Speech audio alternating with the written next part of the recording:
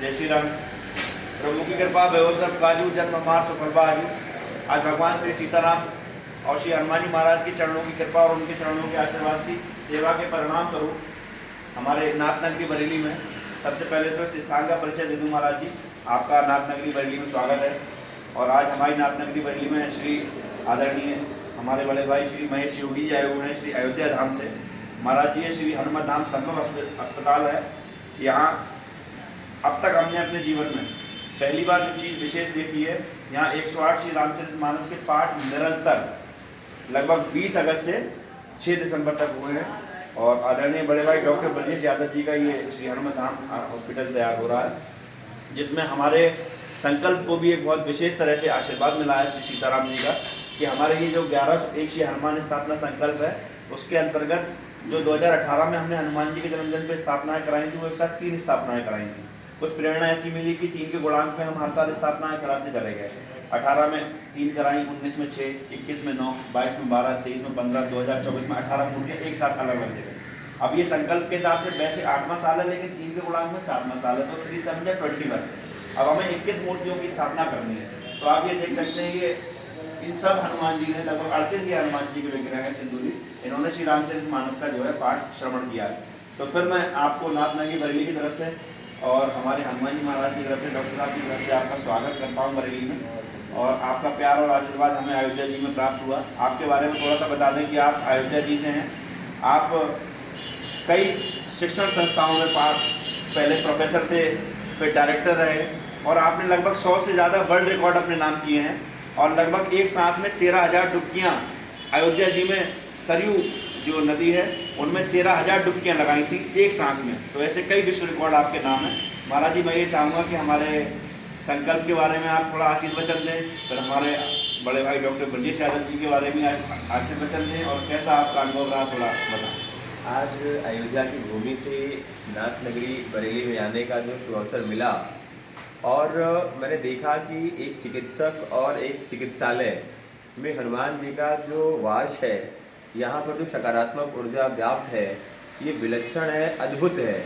और जब हमारे अंदर सकारात्मक ऊर्जा व्याप्त होती है तो निश्चित तौर पर हमारी एक एक कोशिकाएं जो हैं सात्विक दृष्टिकोण में काम करती हैं और व्यक्ति पूर्ण रूप से दिव्य होता है। और ये तभी संभव होता है जब हमारे हनुमान जी की वहाँ स्थापना हो जाए, हनुमान जी स्वयं विराजित हो जाए।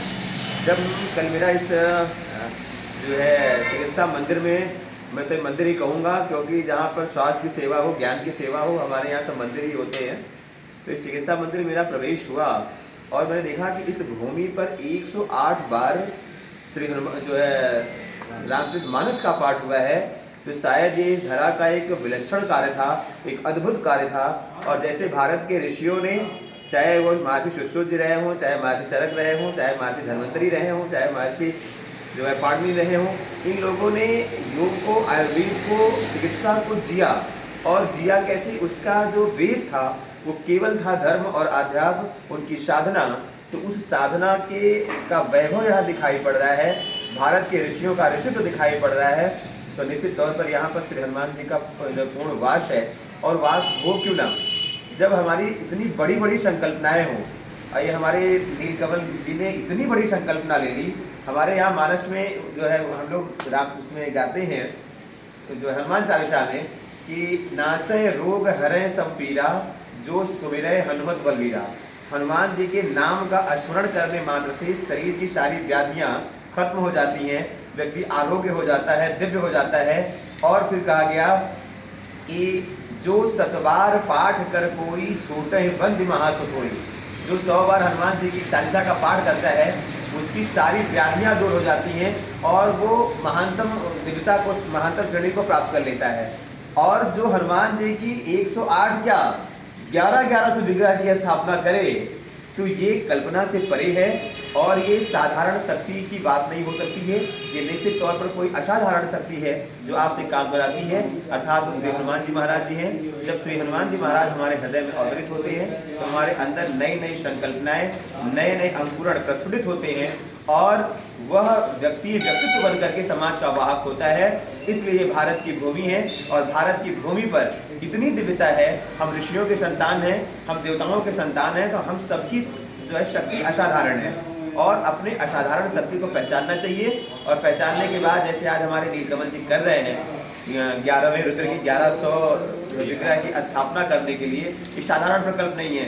और इस भूमि पर हर कोई असाधारण व्यक्तित्व है, तो हनुमान जी को अपने हृदय में आत्मसात करें। उनकी ऊर्जा शक्ति को लेकर के जब हम काम करेंगे तो निश्चित तौर पर जो आज मैं यहाँ देख रहा हूँ डॉक्टर ब्रजेश यादव जी को या नीलकमल जी को, ये दोनों लोग जनमानस के लिए भी प्रेरणा के स्रोत हैं।